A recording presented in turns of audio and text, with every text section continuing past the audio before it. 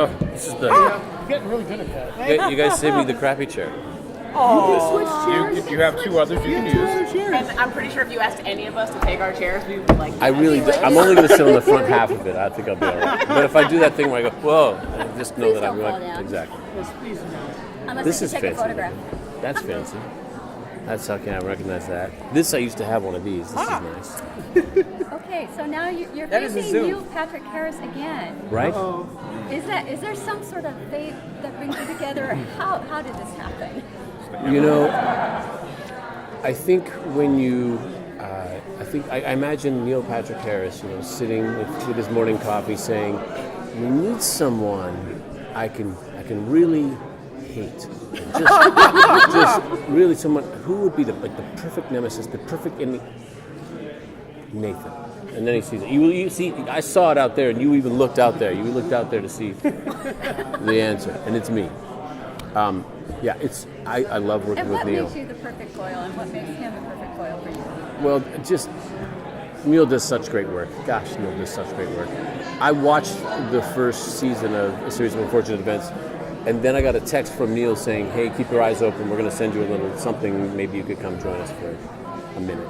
And it's such a beautiful program. My God, it's like a spooky painting. You know what I mean? Like it's just like a really gross place you wouldn't want to live.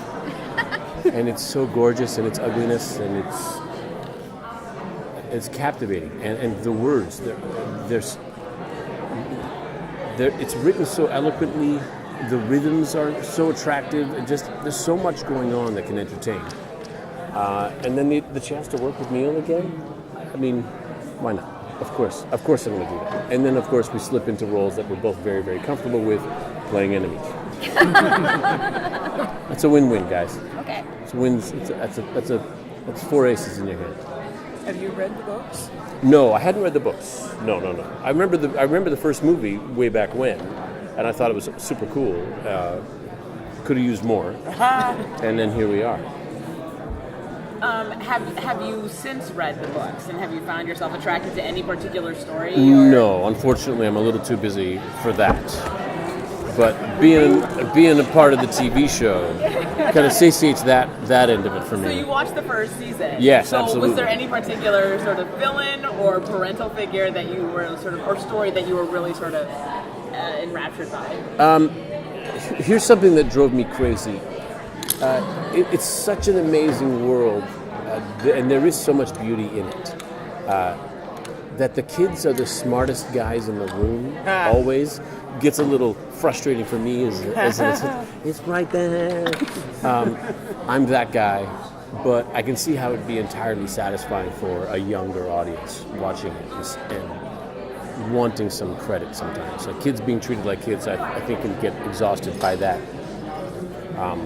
I forgot the question. The baby is the smartest one in the room. There we go. Sunny. Boom. Yeah. Right? Oh my God. We talk about capable actors. That baby is on it. Babies are hard. Like people, like critics, don't like babies because like babies are typically like things that you just move and you hold around and they don't do much. And Sunny is a very sort of active participant in the world. You know, you look at a baby and you think, okay, what are my expectations? But they just look at this baby and they go, hey, that was great.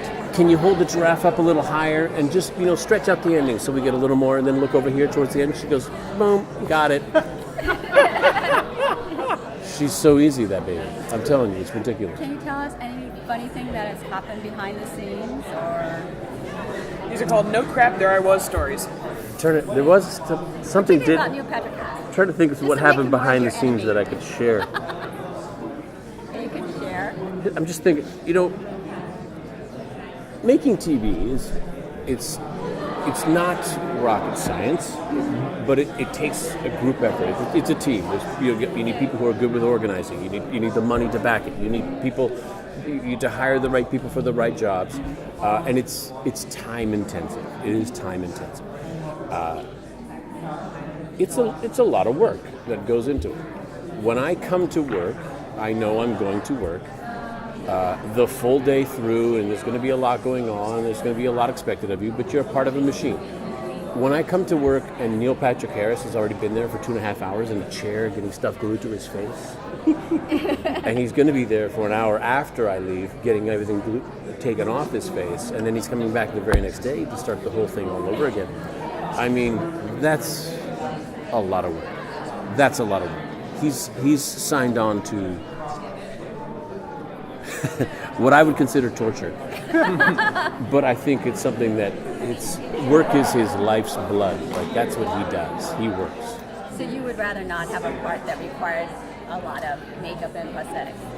A job like that, a project like this, Jacques Snicket is the perfect role for me. Come on in, put a mustache on me, some funky, wig my hair back, and let me come in. And then in 2 weeks, I'm done.